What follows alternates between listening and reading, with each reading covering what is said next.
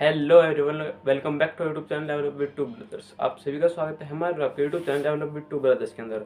I know कि मैं आज बहुत दिनों के बाद वीडियो बना रहा हूँ, क्योंकि कुछ थे कारण, ठीक है। उसकी वजह से मैं इतने दिनों बाद अब रेगुलर वीडियो आएगी, ठीक है।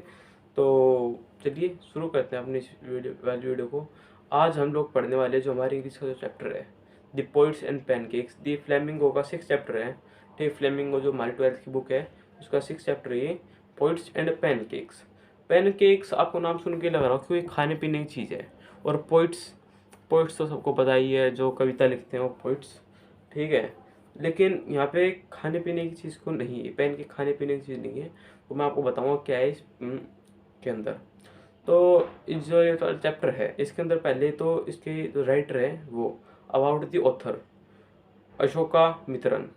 अशोका मित्रन इसके राइटर है। इनका जो जीवन रहा था वो था 1931 से 2017 तक। ये तमिल राइटर है, ठीक है। और recount his years at Gemini studios in the book my years with boss, which talk of the influence of the movie on every aspect of life in India। इन्होंने अपनी मतलब जो इसके इनके जीवन थे, इसका जो जीवन था, जो इसने जेनेनी स्टूडियो पढ़ेंगे हम, वो क्या है जेनेनी स्टूडियो, ठीक है। उसके बारे में बताया है अपनी बुक के अंदर माई ईयर्स विद बॉस, ठीक है। This Gemini studio located in Chennai. Gemini studio था चेन्नई के अंदर लोकेटेड था। वो 1940 के अंदर सेटअप किया गया था। It was one of the most influential film producing organisation of India. ये बहुत ज़्यादा इन्फ्लुएंसिंग फिल्म प्रोडक्शन ऑर्गेनाइजेशन थी इंडिया की in the early days of Indian film making. जो शुरुआती दौर था इंडियन फिल्म मेकिंग का, उसमें इट फाउंडर वॉज एस वसन। जिसके फाउंडर थे वो थे S Vasan. The duty of Ashoka Mitra in Gemini studio was to cut out newspaper clipping on a wide variety of subject and store them in files। जो उसका जो काम था, जो हमारे उत्तर उसका वो था न्यूज़पेपर्स के जो क्लिप्स है वो काटनी है, और अलग अलग वैरायटी की क्लिप्स काटनी है और उनको स्टोर करनी है, उनकी फाइल बनानी है, ठीक है। Many of these had to be written out by hand. उसमें से कई हाथ से लिखी गई थी। Though he performed an insignificant function, he was the most well informed of the all members of Janani families। ये बहुत ही मतलब इनसिग्निफिकेंट फंक्शन था उसमें, ठीक है। और जो वो था ना, वो वेल इन्फॉर्म्ड, मतलब ऑलमोस्ट सभी उसको जनानी जो फैमिली है उसमें जानते थे। The following in is an expect from his book my years with boss. और ये सब कुछ उसने अपने बुक के अंदर लिखा है माई ईयर्स विद बॉस के अंदर, ठीक है। अब चैप्टर के बारे में शुरू करते हैं, ठीक है। Pancake was the brand name of the makeup material that Gemini studio brought in the truck loads. जो पैनकेक्स था, ठीक है, जो पैनकेक था वो पहले की एक मेकअप ब्रांड का नाम था। जो जिन्होंने जो स्टूडियो थे वो ट्रक भर के उस मेकअप के प्रोडक्ट को मंगवाते थे।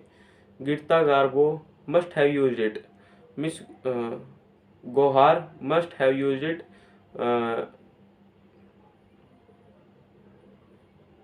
ये थोड़ा नाम अजीब सा है। विजय अतिमाला, ठीक है।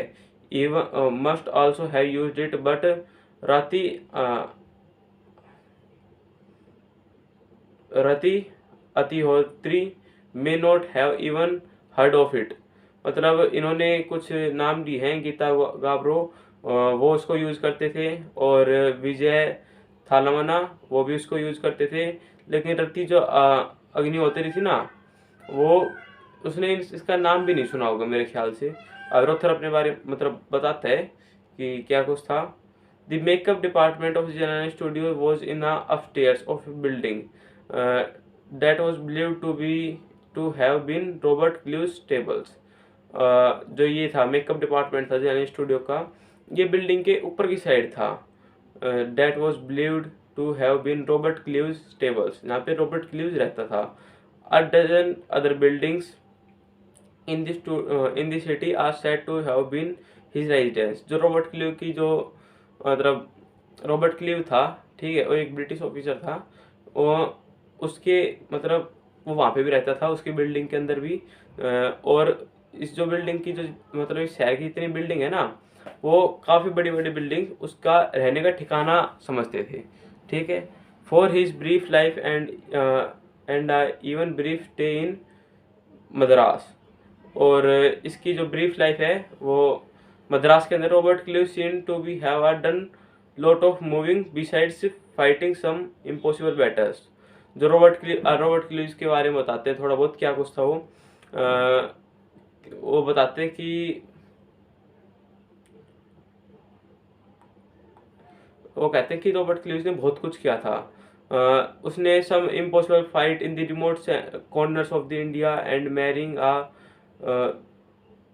मिडेन in saint Mary church in fort saint George in Madras. ठीक है, उसने वो बताते हैं कि उसने काफ़ी मतलब इम्पॉसिबल जो लड़ाई है ना वो लड़ी है। ठीक है, इम्पॉसिबल लड़ाई वो कैसे, जो खाली जो बहुत ज़्यादा रिमोट मतलब बिछड़े हुए समुदाय थे ना इंडिया के, उनमें जाके उन्होंने लड़ाई की जहाँ पे कोई भी मतलब फ़ोन कॉल कुछ भी नहीं होता था। ठीक है, वहाँ पे जाके उन्होंने लड़ाई लड़ी है। और इस सब के बीच में उन्होंने सेंट मैरी चर्च के अंदर जो Fort Saint Mary church in fort, ठीक है, उसके अंदर इन्होंने शादी की थी सेंट जॉर्ज इन मद्रास के अंदर। द मेकअप रूम है मतलब ये छोटा सा शॉर्ट नोट हो गया उसके बारे में। The makeup room had the look of hair cutting saloon with light all the angles around the half of dozen large mirror. अब वो बताते कि मेकअप रूम कैसा था। मेकअप रूम के अंदर बहुत सारे हेयर कटिंग सैलून थे। ठीक है, और जो उनके आगे जितने भी मिरर थे ना, आपने देखा हो कई मतलब सैलून के अंदर जाके, ठीक है, कि सामने शीशा होता है और शीशे के ऊपर बल्ब लगे होते हैं। ठीक है, वो वैसे ही लग रहा था। They were all in incandescent light, so you have can imagine the flickery mystery of those subjected to makeup। और आप इन सब से मतलब अनुमान लगा सकते हो कि वो कैसा कुछ था। The makeup department was first headed by Bengali who became too department who was first headed by Bengali who became too big of studio and he left. जो मेकअप डिपार्टमेंट था ना वो एक जिसका मेकअप डिपार्टमेंट का हेड था वो एक बंगाली था। वो too big for the studio, वो बहुत बड़ा था स्टूडियो के लिए, लेकिन उसने वो छोड़ दिया। He was succeeded by Maharashtrian who was assist by द्वारा कंगना दिया an Andhra a Madras Indian Christian and Anglo usual local Tamils.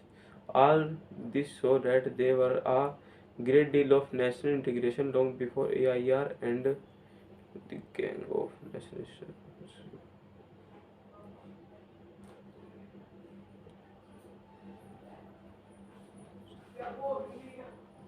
हाँ, इसके अंदर मतलब इतना ही है कि उसने मतलब छोड़ दिया था इसको मतलब जो इसका हेड था मेकअप डिपार्टमेंट का, उसने इसको छोड़ दिया था और वो महाराष्ट्र में जाके वो शिफ्ट हो गया था, बस इतना ही था। और फिर बताते कि जो पैनकेक जो कंपनी ब्रांड थी, ठीक है, उसके लोशन और पोशन भर भर के आते थे।